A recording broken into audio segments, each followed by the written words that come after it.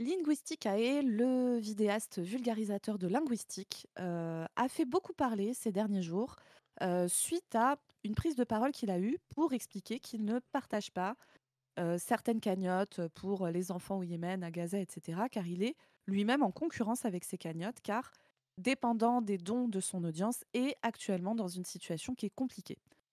Alors pourquoi on a envie de vous parler de ça nous? Parce que ça rentre dans des réflexions qu'on a depuis longtemps, sur, le fonctionnement, économique des gens qui produisent du contenu sur internet et particulièrement du contenu militant.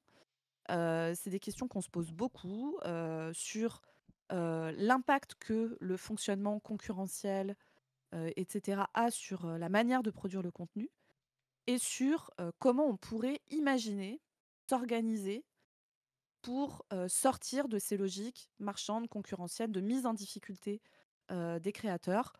Alors, pe petit contexte un peu particulier, nous, on en parle beaucoup pour le contenu militant, parce que c'est ce qu'on fait évidemment et parce que comme nous sommes des militants politiques, on se pose, la question des questions stratégiques sur comment on s'organise en termes de militantisme pour être efficace et pour un jour prendre le pouvoir, n'est-ce pas? Alors Linguisticae, je vous le présente très, très rapidement, je le présente à Chris aussi qui le connaît, pas très bien. C'est donc Salut. un vulgari oui, bonjour Chris. Salut. Oui, il y a Chris avec moi. Eh ouais, vous croyez pas que vous allez échapper à moi, voilà. Il est là, il est tout le temps là. J'aurais pas Zoé que pour vous. Non, désolée. Mmh. De toute façon, je n'ai pas la connexion qui me permet de vous voir tout seul, les amis. Donc Linguisticae, pour vous le présenter très rapidement, c'est un vidéaste internet, comme je vous le disais, qui est présent sur internet depuis très longtemps, je crois, hein, je dirais probablement une dizaine d'années, qui fait des vidéos sur YouTube de vulgarisation sur la linguistique, qui sont, ma foi, intéressantes, hein. Moi, c'est un sujet que je connais pas du tout. Il a des vidéos très connues, notamment sur l'Académie française, où il critique, leur approche, très, conservatrice de la langue et cetera. Bref, c'est très intéressant. Et il fait aussi du stream. Alors je vous avoue que je connais pas trop, ce qu'il fait en stream et on peut pas vraiment le classer dans les militants. Néanmoins, ça reste quand même quelqu'un, qui, se positionne, politiquement. Il se positionne à gauche. Moi, pendant la présidentielle 2022, j'ai vu qu'il soutenait Fabien Roussel du PCF. Je crois qu'aujourd'hui, il est plutôt, pro Ruffin, voilà, excusez-moi si je suis pas très précise. En tout cas, voilà, c'est un vidéaste de gauche, et qui s'est positionné notamment pendant des mouvements sociaux et cetera pour les soutenir. Donc même s'il fait pas du contenu militant, on peut quand même dire qu'il a une parole, qui peut avoir une portée politique sur internet. Une fois que j'ai dit tout ça, donc, vous avez vu que Chris est avec moi pour, discuter de ça. Nous, on le dit d'emblée, l'objectif ça va pas être, de comment dire? De pointer du doigt une personne et tout, parce que c'est pas ça qui nous intéresse. Et surtout, vous allez voir, mais Monté, la personne, qui a, la chaîne Linguisticae, il va bien expliquer en fait les contraintes dans lesquelles il est et comment ces contraintes ont un impact, sur sa manière de travailler et de relayer ou non les cagnottes. Et donc nous, c'est le fait politique dont on va discuter. Yes, bah, c'est intéressant parce que, en plus, on peut aller plus loin, mais on va le voir sur cette idée de concurrence.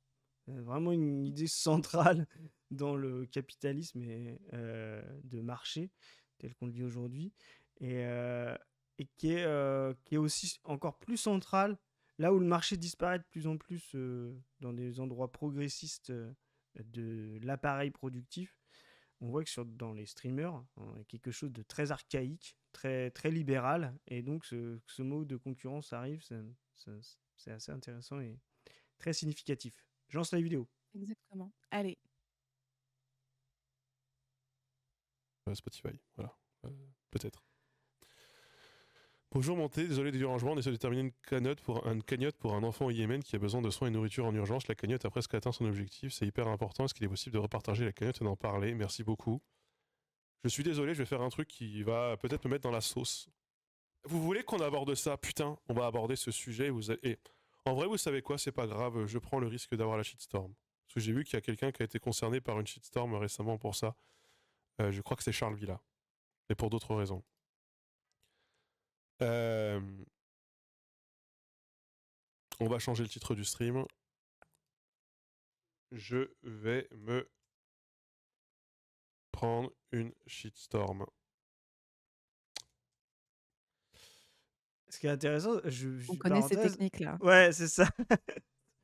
C'est un semi-aveu, quoi. C'est-à-dire, faut quand même que je le dise parce que sinon je vais paraître trop hypocrite. Mon hypocrisie ne peut pas continuer d'apparaître, donc je vais faire un aveu. Non, mais les gars, soit vous savez, vous assumez, soit vous n'êtes pas obligé de prévenir une shitstorm. Voilà, vous assumez vos propos et Oui, et puis il y a une logique aussi un petit peu, si on est très honnête, il y a une logique un petit peu putaclic là, dans le fait de changer le titre oui, de son live, de dire je vais prendre une shitstorm, de dire je prends le risque de en le rediffusant sur YouTube.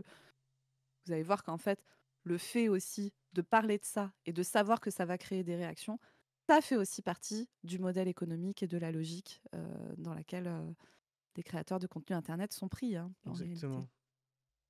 Désolé. Alors, abordons le sujet des cagnottes, qui est un sujet qui est en fait extrêmement important. D'accord, il n'y a pas de problème. J'ai moi-même, sachez-le, quand j'étais étudiant, fait une cagnotte qui m'a rapporté 0 € dans un moment où j'étais en totalement détresse économique. C'est vieux comme le monde, hein, les bails des cagnottes, ça date pas d'aujourd'hui. C'est pas pour rien qu'il y a des gens qui faisaient la manche, qui faisaient signer des feuilles pour les enfants aveugles en apprenant aux bonnes œuvres. Il se trouve que non, ce n'est pas possible. Pourquoi ce n'est pas possible ici de partager les cagnottes pour sauver les enfants du Yémen qui sont victimes de la guerre ou sauver les enfants de Gaza qui sont victimes de la guerre, même si je suis en fait quotidiennement concerné, hein, quotidiennement, on me tag sur Blue Sky pour que je partage des cagnottes de Gazaouis qui sont dans la galère, qui sont en train de crever de faim pour avoir de l'argent. Au-delà du fait que j'ai toujours une forme de réticence et une forme de doute peut-être mal placé et déplacé sur est-ce que c'est pas du scam, parce que J'aime bien ça, l'idée de. je, je dis que c'est du scam, ça me rassure un peu pour de pas donner. Tu sais, c'est les mecs qui disent je donne pas aux SDF parce qu'ils vont acheter de l'alcool avec et ça me gêne. Tu vois. Mais ouais, bref, vraiment c'est très intéressant. les conflits et les guerres suscitent les problèmes de scam. En fait, c'est extrêmement populaire ce que je vais dire, je suis désolé, mais je suis moi-même en concurrence avec ces gens-là. Alors pas parce que je meurs de la guerre, c'est pas ce que je suis en train de dire, pas parce que j'ai une maladie infantile, c'est pas non plus ce que je suis en train de vous dire. Il se trouve que là, nous sommes le 20 mai, et j'ai 100 € sur mon compte bancaire, et j'ai 400 € d'échéance de crédit encore à payer ce mois-ci. Et que mes revenus ont été divisés par 2 en 6 mois.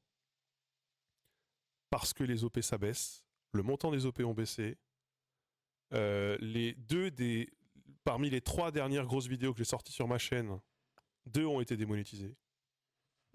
Ce qui est un trou substantiel, hein, voilà. Ce qui fait que en fait, il faut que c'est cool hein, de faire des vidéos sur la Académie française. Les gens ils aiment bien, ils relaient, etc.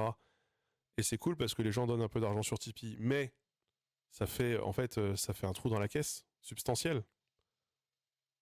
Vous comprenez? Donc en ce moment, et d'ailleurs sur la prochaine vidéo ne sera pas sponsorisée. La prochaine vidéo, à la place de sponsor, il va avoir un appel moi-même aux dons pour que les gens contribuent sur Tipeee parce qu'en ce moment c'est une période compliquée. En ce moment c'est une période compliquée. Non mais c'est une folie. Vas-y, je te laisse parler, mais c'est une folie. Non, vas-y, Chris, je veux ta réaction à chaud. Parce que je crois que moi, tu l'avais pas vu l'extrait. Moi, j'ai pas vu l'extrait, je connais pas. T'as bien fait de rappeler qui c'est. On connaît tous ma culture YouTube extrêmement légère. Moi, je trouve que c'est une folie. Et là, on est vraiment. Alors, je vais faire mon marxiste couteau suisse, là, tu sais comment on dit, qui explique tout avec le marxiste, là. Mais là, on est vraiment dans un concept de base qui s'appelle la fausse conscience. Là, on est vraiment dans la fausse conscience. Et je sais. Et vous voyez, moi, c'est même pas envie de l'accabler. Il est sincèrement en train de nous vendre qu'il est en concurrence avec des Yéménites ou des Gazaouis parce que lui, il peut pas payer son crédit. Je sais pas ce qu'il a comme crédit, je sais pas, un crédit conso, j'en sais rien, tu vois. Un crédit immobilier. Ou immobilier, peu importe. Tu vois, bah déjà, bon, bref. Mais tu vois, et donc il est en concurrence. Alors, il est même en concurrence, et là, on est dans le marché, de captation de monnaie des gens. C'est-à-dire qu'il est même là, il ne comprend, il est complètement sorti de la. Ça m'étonne pas qu'il soit rousselliste, hein, c'est ce que tu m'as dit, hein, parce que vraiment il a du mal avec le marxisme. Hein. Mais du coup, il est complètement sorti de l'idée de l'objet, c'est-à-dire des Gazaouis qui meurent de faim ou des Yéménites, etc. Lui, il est que dans. Il y a des gens qui ont de la monnaie et je suis en concurrence avec quelqu'un d'autre qui a de la monnaie. Et ce qui est fou, et c'est là où moi je peux pas laisser passer le côté. Ouais, il n'est pas militant, etc. Bah alors, à ce moment-là, tu es en concurrence avec Canal+, tu es en concurrence avec Netflix, tu es en concurrence avec, le fait de s'acheter des pâtes Barilla plutôt que EcoPlus. Tu vois, pardon pour la marque, j'espère qu'on aura des sponsors. Mais tu vois, je veux dire, si c'est juste de la captation de monnaie, pourquoi tu viens dire que tu es en concurrence avec les cagnottes sur des Palestiniens qui n'ont aucun autre moyen que ces ressources-là de survivre, que d'appel à la solidarité. Moi, je suis désolé, je le connais pas ce gars-là, il a l'air d'avoir fait des études, etc.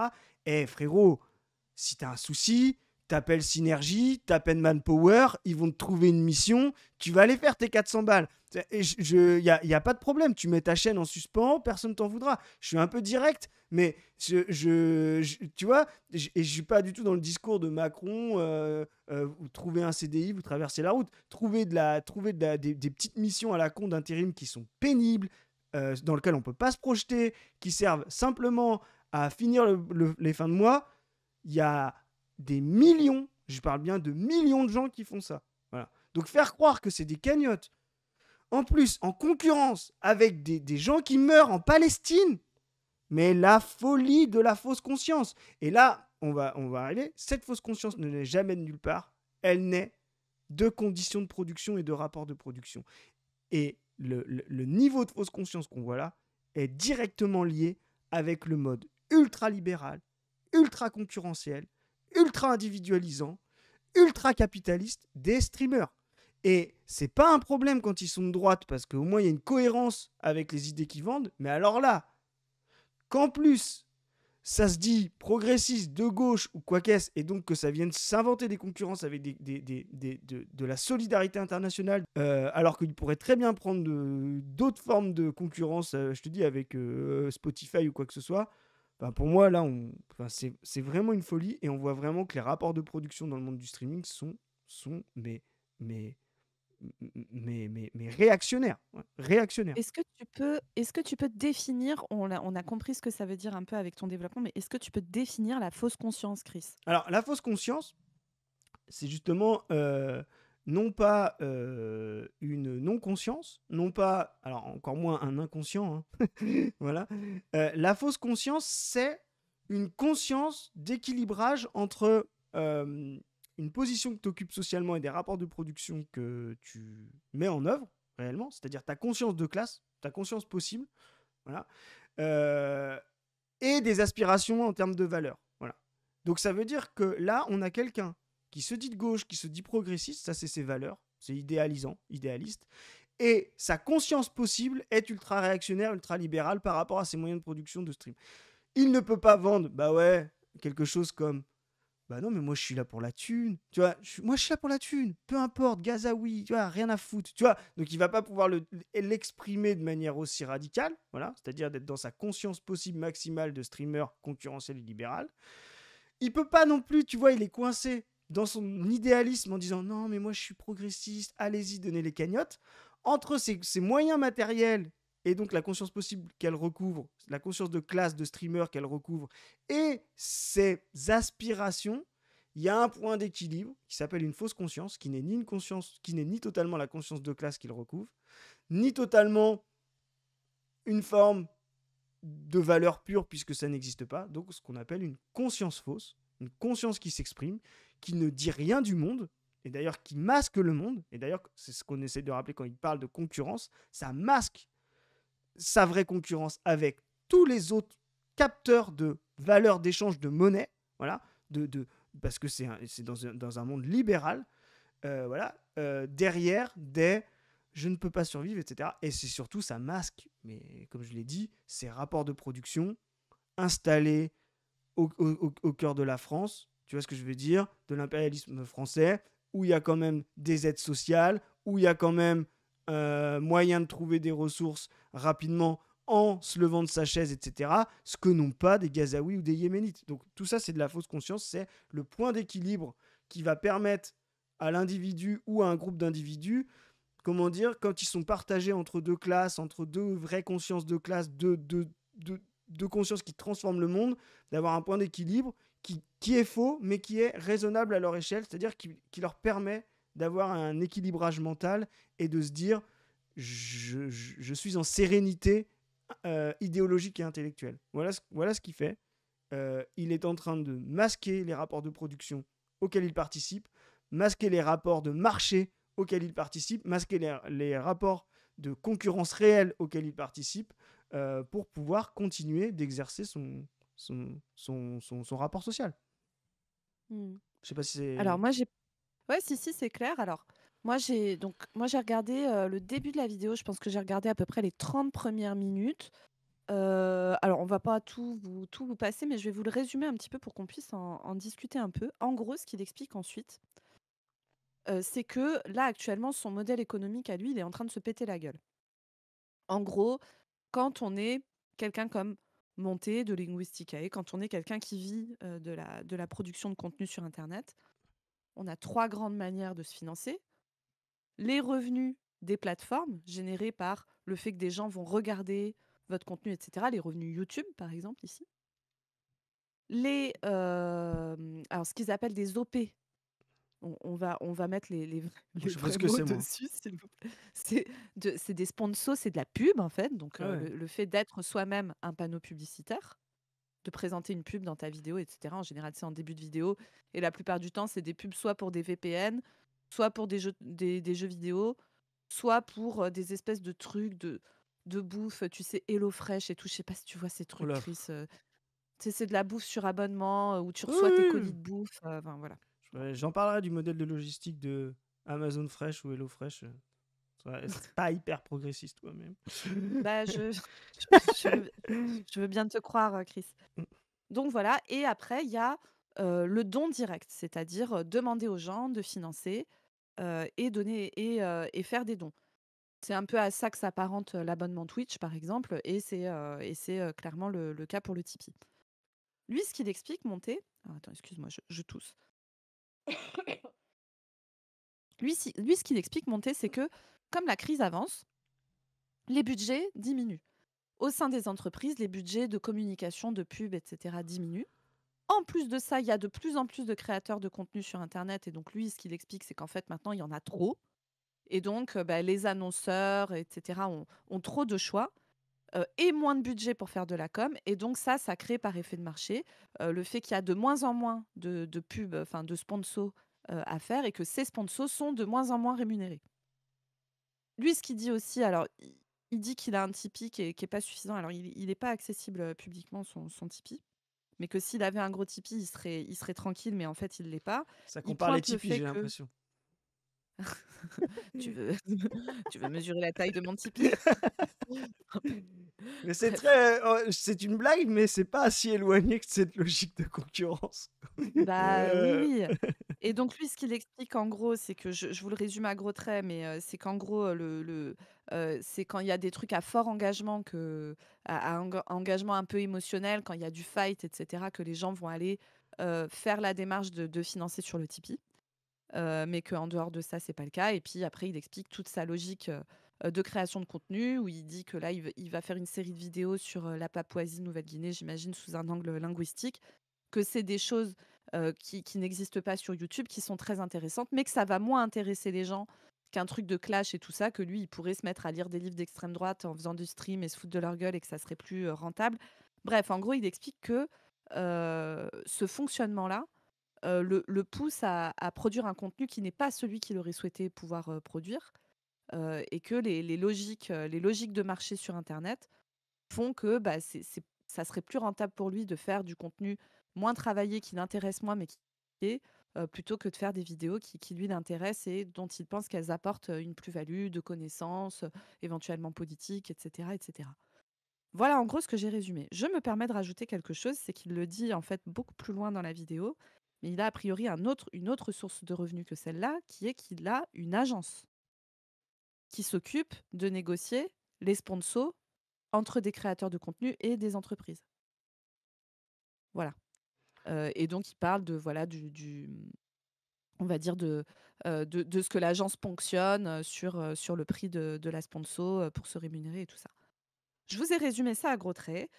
Moi, en gros, là, la question que j'ai envie de poser, c'est quand on part de là et qu'on est face à quelqu'un monté, il l'explique, hein, c'est quelqu'un qui a pas, qui a priori, alors oui, a fait des études de linguistique, mais ne sort pas d'une famille où il va pouvoir, tu vois, hériter, etc., de ce que j'ai compris. Il explique que sa femme, là, elle arrive en fin de droit de chômage et que elle trouve pas de taf. Que But, même pour vendre des, je le cite, hein, même pour vendre des meubles pendant 2 mois, But la prend pas. Alors, je crois aussi qu'ils sont dans une zone assez rurale, hein, il me semble, où peut-être effectivement que le boulot ne court pas les rues. Bref, voilà, il est dans toutes ces difficultés-là et il a un prix immobilier au cul et c'est la sauce. Et donc, il se sent en concurrence avec des Yéménites et des Gazaouis. Alors ça, moi, ma take aussi, c'est que je pense que il sait que ça va faire beaucoup causer, beaucoup parler et qu'il espère que ça va créer du flux. Et je pense que c'est un moyen aussi d'attirer l'attention des gens qu'il aime beaucoup, qui aiment beaucoup son contenu sur le fait qu'il a besoin de sous et que ça va être plus simple pour lui de demander, enfin de faire donner les gens sur son Tipeee et tout, en créant cette espèce de bad buzz. Je pense qu'il y a quand même Bah oui. une logique comme ça derrière, évidemment. Mais moi, du coup, la question que j'ai envie de poser là, c'est comment on trouve une solution pérenne à cette situation-là d'auto-entreprise Internet qui empêche de la création de contenu intéressante, qui est probablement bloquante pour plein de points. Et moi, en fait, ce qui m'intéresse le plus, c'est bien sûr le côté militant. Comment on pense une manière de produire du contenu militant sur Internet qui nous permette de nous extraire au maximum de ces problématiques-là. Moi, c'est ça la question que j'ai envie de poser.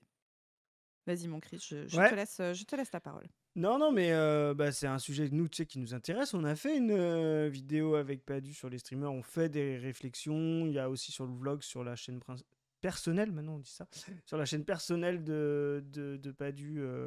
On a participé avec Réseau Salaria et d'autres sur justement la sécurité sociale des médias. Voilà. Comment on intègre ça. Nous, on est sur des projets fédératifs pour pouvoir faire tout ça. Ce qui est sûr, c'est que vous pouvez pas avoir, comment dire, le beurre et l'argent du beurre. C'est si vous vous insérez dans un marché concurrentiel et que vous utilisez ces termes-là, cette fausse conscience-là, bah, vous aurez aussi les problèmes que ça apporte. C'est toujours ce que disait Lukács, c'est ces petites bourgeoisies, ces petits indépendants qui sont une classe intermédiaire, sont toujours coincés entre le prolétariat et la bourgeoisie, et donc ils sont très idéalistes et très dans l'affect, ils veulent prendre les bons côtés sans les mauvais. Et ce que tu disais tout à l'heure sur ah bah ouais, mais mon contenu marche moins bien que d'autres contenus. Ah bah oui, si vous voulez aller dans des marchés concurrentiels tout seul, vous insérer comme un petit vendeur, etc., sans vous mettre en collectif, vous donner les moyens de transformer les consciences, transformer les pratiques, transformer les coopérations des gens, c'est-à-dire transformer le monde, quoi. Voilà. Si vous voulez juste en point nodal profiter de ce qui se passe sur le marché, ah bah vous allez être soumis à ces prix et à ces marchandises. C'est sûr et certain. Donc vous pouvez pas dire, moi je viens en tant qu'individu, je remets rien en question de ce mode de production, des streamers, etc. Mais par contre, c'est vrai que c'est un peu des produits de merde, quoi. Bah, moi, je vous le dis, monter une entreprise industrielle, n'importe laquelle, sans vouloir remettre en question, sans vouloir faire de conflit, vous opposer aux pratiques standards, etc., bah, vous allez devoir appliquer les mêmes standards de travail, de qualité, de prix, de marge, etc. Donc ça, c'est vraiment là, on est au cœur de la fausse conscience. J'aimerais bien faire un produit meilleur, mais ça marche pas. Ah oui. Pourquoi ça marche pas? Pourquoi ça marche pas? Justement parce que tu t'insères dans des modes de production de ce produit qui font en sorte que les gens, leur structure mentale ne puisse pas réceptionner ce genre de produit nouveau. Et effectivement, transformer le stream, ses conditions de production et transformer ses produits, ça sera forcément travaillé différemment. Et donc, travailler différemment, ça se fait jamais à l'échelle individuelle, ça c'est très libéral comme vision du monde, ça se fait à l'échelle collective. Ça veut dire qu'il va falloir produire collectivement différemment. Donc, va falloir sortir du modèle auto-entrepreneurial, individualisant, avec son propre Tipeee, sa propre cagnotte, concurrentielle, etc. Va falloir créer de la solidarité, créer de la réflexion collective. C'est chiant, hein. J'avoue, c'est chiant, hein. Des fois, nous, on s'entend super bien tous les trois. Mais tu vois, tu te dis des fois, tu pourrais te dire, bon, j'allume ma cam, c'est plus simple, on n'a pas besoin de se coordonner, je le fais quand je veux, je fais le sujet que je veux, voilà. Et c'est facile, quoi. Et on met pas tout en commun, et comme ça, je pourrais capter directement l'argent qui me revient. Ouais, ok, ça c'est faisable. Mais ça veut dire une renonciation à transformer cet espace-là et ses potentiels produits progressistes. Voilà, ça c'est possible.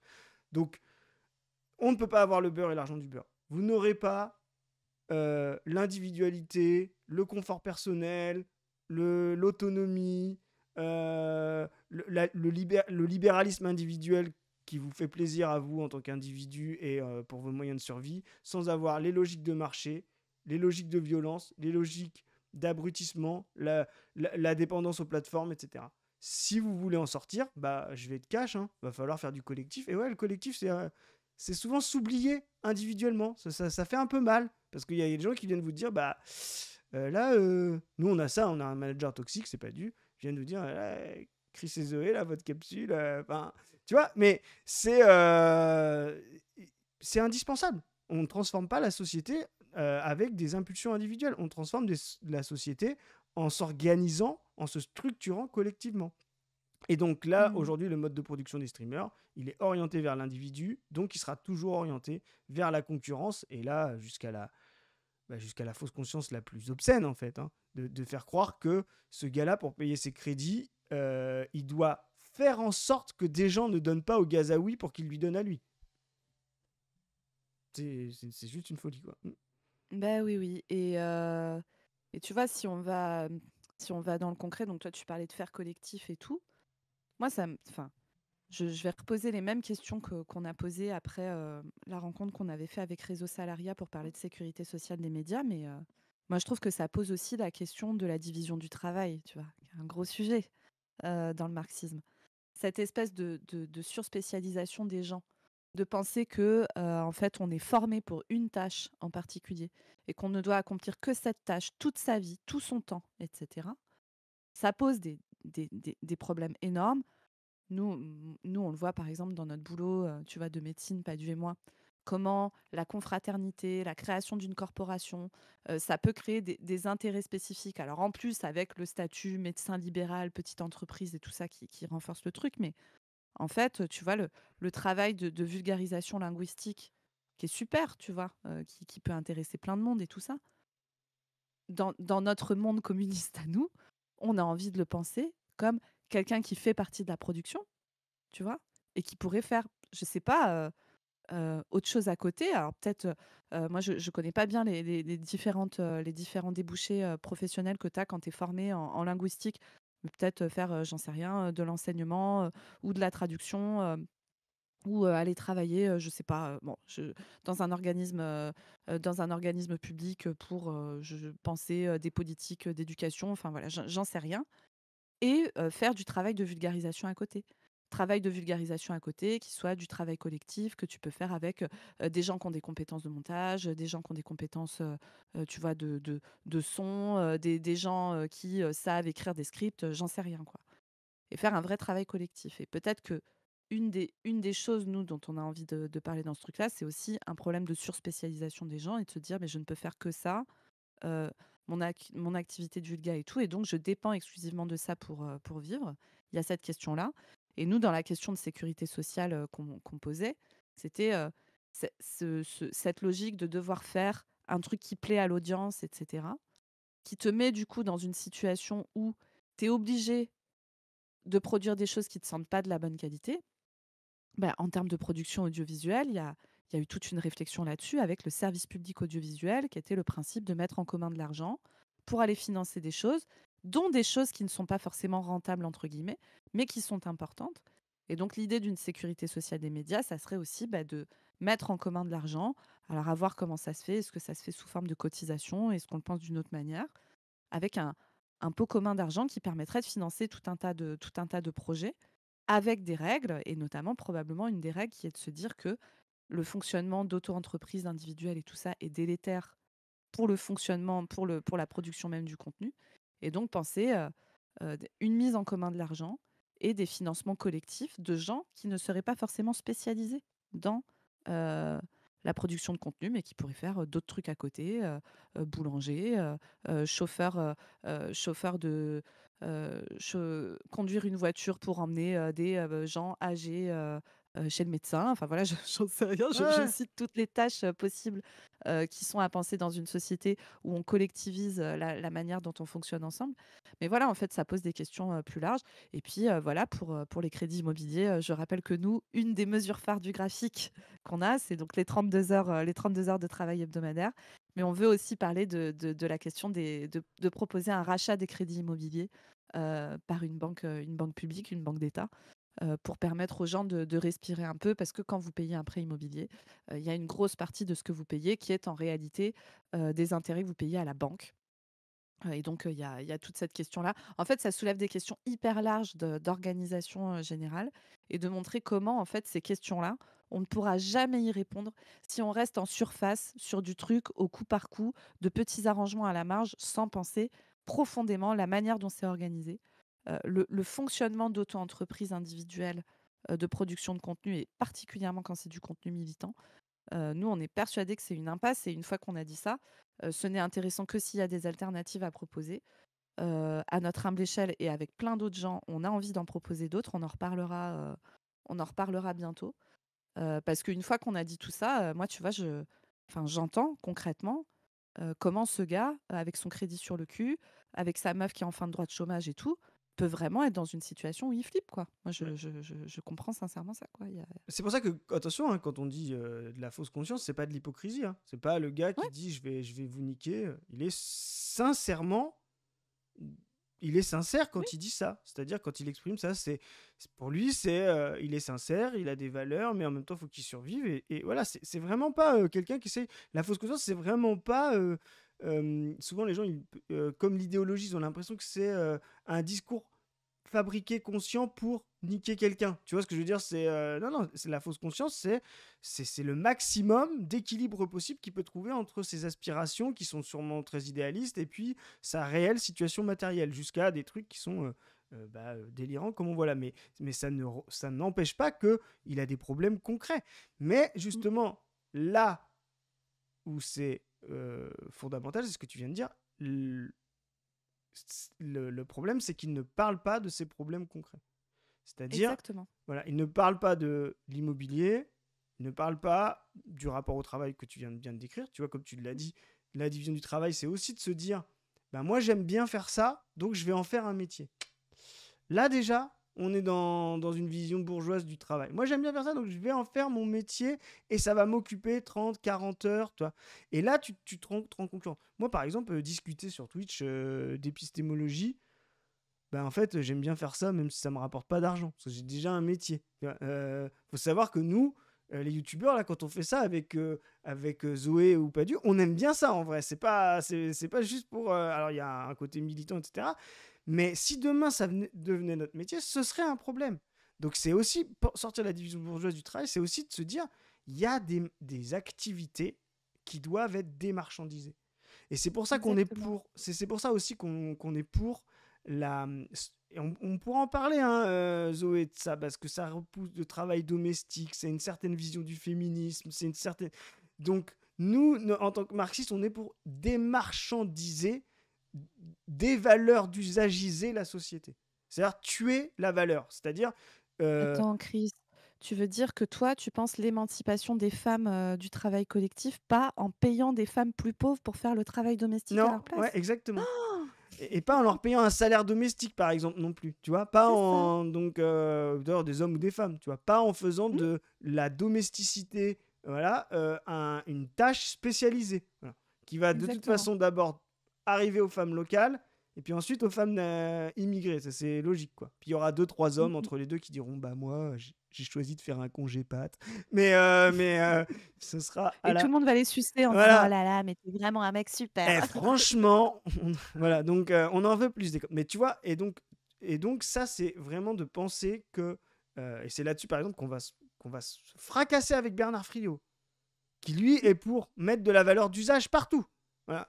Nous, on est pour démarchandiser un maximum la société, c'est-à-dire sortir de la valeur d'usage, de la valeur d'échange. Oh, j'ai dit des bêtises. De la valeur d'échange. Je dis depuis 3 ou 4 fois valeur d'usage. Non, on est pour sortir de la... Bon, même si les deux, Pas grave, hein. si on est bien marxiste, se recouvrent. Mais sortir de la valeur d'échange, c'est-à-dire la monnaie, etc., le salaire, c'est-à-dire l'unité abstraite d'équivalence entre les marchandises. Et ça, c'est fondamental. C'est fondamental parce que, et c'est pour ça que réduire le temps de travail, penser la planification, les besoins, c'est-à-dire penser le travail collectif, le travail, on l'a dit, on le redit, il y a 2 visions du monde du travail qui s'opposent. Soit c'est de la réalisation individuelle de ses ressources matérielles, et là-dessus, vous allez avoir tous les processus individualisants, choisir son travail, s'épanouir dans son travail, trouver le travail qui vous correspond. Ça, c'est de la merde bourgeoise. Vous voyez, ça, c'est ce qui vous fait augmenter le taux d'exploitation. De l'autre côté, il y a le travail prolétarien qui dit le travail prolétarien est comment dire, la production collective de la société.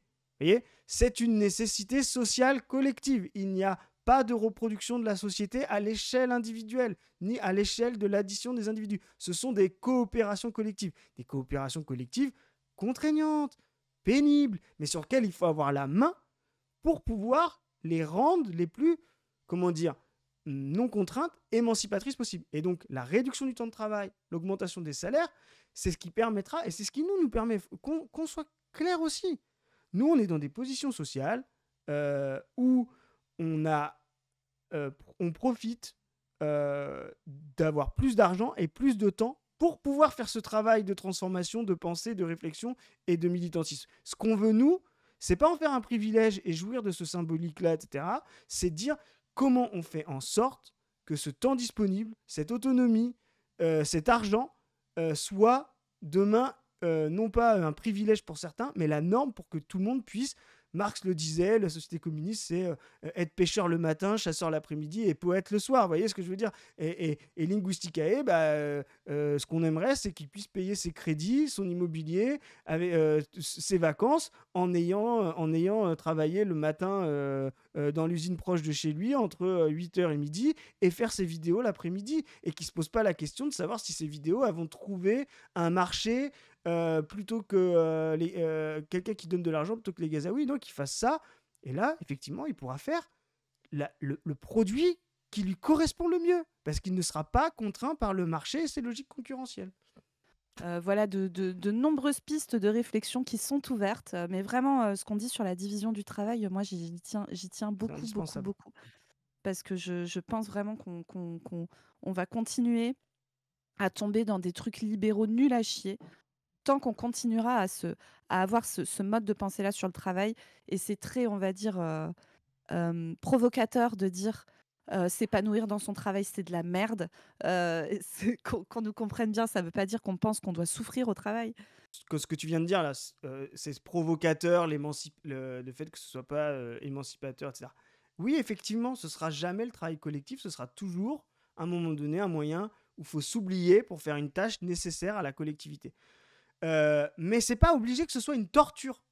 Aujourd'hui, ces tâches-là sont des tortures parce qu'elles ne servent pas la collectivité, elles servent la bourgeoisie et son accumulation. Donc elles vont vous chronométrer, vous donner moins de capacité à le faire, limiter votre autonomie sur cette tâche-là, limiter votre rythme sur cette tâche-là, faire en sorte que ce soit validiste, que vous soyez tel genre de personne, tel genre de personne, tel genre de profil, tel genre de profil. Il faudra quand même le faire en 30 minutes, il faudra quand même faire tant d'assiettes en 30 minutes. Ça, c'est la vision de cette tâche qui est collective et qui va être gérée par la bourgeoisie. Nous, ce qu'on va dire, c'est qu'à la fin, il faut quand même faire la vaisselle. Mais la réappropriation, c'est-à-dire cette tâche collective, ne peut ne pas être une torture sans être l'émancipation bourgeoise en disant ah là là, j'adore laver des assiettes, je me sens une meilleure personne quand je fais ça. Non, entre les deux, il y a une matérialité concrète collective qui fait que vous gérez la vaisselle. Déjà, c'est pas toujours à vous. Il y a comment dire, des moyens concrets qui sont plus sympas pour le faire. Vous pouvez mettre la musique à côté. Enfin, je sais pas, Zoé, toi qui es une femme, tu dois avoir plus l'habitude de la vaisselle que moi, mais Non, alors pardon pour moi, cette Chris, blague. je vis avec un homme déconstruit Ah oui, qui est extrêmement maltraité, tu sais. Et du coup, il fait la vaisselle aussi. Parce que moi, j'ai trouvé une excellente parade qui est de travailler beaucoup. Comme ça, ça permet d'équilibrer un peu les tâches, la répartition des tâches domestiques je fais une chez petite moi. métaphore, Et mais ouais, ouais. ouais, ton analogie de la vaisselle, elle est très bonne parce que qu'on se comprenne bien, les gens, quand on dit le travail n'est pas une question d'émancipation individuelle. Là, l'exemple de la vaisselle, il est très bien. La vaisselle, vous allez devoir la faire, d'accord? C'est obligatoire, il va falloir le faire. Et en fait, c'est un peu chiant de faire la vaisselle. Et la solution, c'est pas de se dire waouh, est-ce qu'il faut pas que je change mon mindset pour vraiment trouver une satisfaction, une manière de réaliser mon moi dans le fait de bien laver des assiettes parce qu'en fait, je m'identifie à cette tâche et puis ça me permet d'avoir accès à un Puis je vais nouveau devoir rapport le à faire moi-même et 40 tout. ans surtout, c'est surtout ça, quoi. Oui, Ouais. voilà. Par contre, le fait de se dire, bah, déjà, la vaisselle, on tourne, c'est pas toujours la même personne qui le fait. On peut peut-être le faire à deux avec une personne qui sèche à côté, et puis comme ça, on discute et c'est plus sympa. C'est plus sympa de faire de la vaisselle dans un évier où tu as de la place et où tu as de l'eau chaude et tu as de la place pour y goûter après. Et ça, du coup, il faut que ça soit la personne qui fait la vaisselle qui dise, bah, en fait, le plus pratique, ça serait d'utiliser telle et telle éponge parce que celle-là, elle est pourrie pour telle raison. Euh, et, et donc, vous comprenez ce qu'on est en train de dire là. Avoir la main sur la tâche, pouvoir que ça soit la personne qui réalise la tâche ou les personnes qui réalisent la tâche, qui disent comment on s'organise pour le faire bien. Se mettre dans les meilleures conditions possibles, qui ne sont pas une question de rentabilité parce qu'il faut tirer une plus-value de la personne qui fait la vaisselle, etc. C'est démarchandiser. Donc on n'est pas dans un questionnement de rentabilité, etc. On est dans un questionnement de comment on fait cette tâche absolument nécessaire le mieux possible et comment on fait pour que le fait de la faire soit le moins désagréable possible. Et donc ça, encore une fois, c'est une question d'organisation collective et de reprendre le pouvoir sur la tâche qu'on est en train de faire. Et ça, c'est un très bon exemple pour vous expliquer pourquoi on dit de manière un peu provocatrice, non, le travail, c'est pas de l'émancipation individuelle. Le travail, c'est de la réalisation collective. C'est très bien comme ça. Et non, faire la vaisselle, ça sera jamais aussi kiffant que de faire une partie de cartes avec vos amis ou d'aller vous balader dans la forêt avec vos gamins ou de jouer d'un instrument de musique. Ce n'est pas la même chose. Faire la vaisselle, c'est une tâche nécessaire qu'il faut faire en collectif et avoir la main dessus. C'est du travail. Le travail, c'est pas forcément marchand. Et le travail, c'est pas de la réalisation individuelle de mon moi profond, de je sais pas quoi. C'est la pensée bourgeoise, ça. C'est Mm. la classe qui s'est imposée justement parce que c'est ce que les gens pensent, ne voient la bourgeoisie que à travers ce qu'elle est aujourd'hui, c'est-à-dire accapareuse et comme on disait dans l'international, oisive, ce qui n'est pas tout à fait juste en plus, mais voilà. Mais c'est d'abord une classe qui s'est libérée par son travail. Et vous voyez, quand on parlait du travail ouvrier, mais archaïque, c'est-à-dire les premiers salariats à tâcheronnage qu'on voit dans le stream, hein, etc. Vous saviez comment on appelait ça? On appelait ça le travail libre. Voilà. Donc c'est très intéressant de se poser la question pourquoi on a appelé le travail qu'aujourd'hui tout le monde trouve aliénant le travail libre, parce qu'il y a toujours cette conjonction entre l'individu libre bourgeois et sa réalisation dans le travail individuel. La liberté, toujours un peu un red flag de mobiliser la liberté sans préciser de quoi on parle. Et alors, la liberté et le travail ensemble, si vous le traduisez en allemand, je pense que vous savez à quel point c'est problématique. Vraiment, comprenez ce qu'on essaye de dire sur la manière dont on a besoin de penser le travail, nous, dans notre société, et de comment cette idéologie de la réalisation individuelle et tout est un truc qui découle sur ce genre de choses, qui ne fait du bien à personne, ni à monter de Linguisticae, ni au collectif qui pourrait bénéficier du contenu qu'il propose, apprendre des choses, se cultiver, se divertir, etc. Et ni aux Gazaouis et aux Yéménites qui sont bénéficiaires des cagnottes qu'ils ne repartagent pas. Après, on pourrait discuter aussi du principe de la cagnotte et tout. C'est pas le sujet du jour et de comment on peut faire des soutiens les plus efficaces possibles aux peuples qui sont en guerre.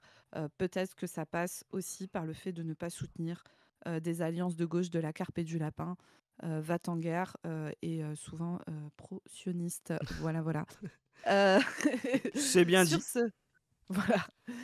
Sur ce, écoutez, il me reste à vous suggérer d'aller voir la dernière vidéo sur la chaîne de Padu, sur la chaîne personnelle de Padu, qui est dans les pas d'Anas Kazib. C'est une plongée dans son parcours militant, de sa jeunesse à Sarcelles, au local Sudrail de la gare du Nord. Anas, pendant près de 2 heures, se balade avec Padu. C'est passionnant. Anas, en plus, c'est quelqu'un qui a, en termes d'orateur, qui est vraiment intéressant à écouter. Ouais, C'est puis là, divertissant. vous allez Et il comprendre ce vous que parle c'est de de tout. lutter collectivement pour pouvoir. Exactement. Et vraiment, là, ça va vous parler de parcours militant, d'intérêt du collectif, de rapport au travail, qui est vraiment une version totalement différente de ce qu'on a entendu ici, qui est politiquement, pour notre camp, beaucoup plus porteuse, à notre avis. Et encore une fois, là, il ne s'agit pas de donner des bons points individuels, il s'agit de parler d'organisation collective. Vous pouvez aller sur ma chaîne, vous pouvez vous abonner à cette chaîne, vous pouvez nous soutenir sur notre Tipeee qui ne nous rémunère pas, mais qui nous permet de rémunérer des compétences techniques, de montage, de graphisme et du matériel et de préparer des projets qui vont arriver dans les prochains mois. Restez connectés car, comme on vous l'a dit, on a un projet, nous, de monter une fédération avec notamment un essai de faire collectif et de mise en commun de créateurs de contenu militants sur Internet. Et donc, on reviendra vers vous pour vous parler de tout ce projet, de comment on le monte et de quelles sont les réflexions qui vont continuer pour pouvoir en faire quelque chose qui, on l'espère, permet d'en faire un objet efficace pour la lutte. Vous pouvez aller sur nos Twitter, nos Blue Sky. Et il me reste qu'à vous dire à plus tout le monde. Salut. Salut.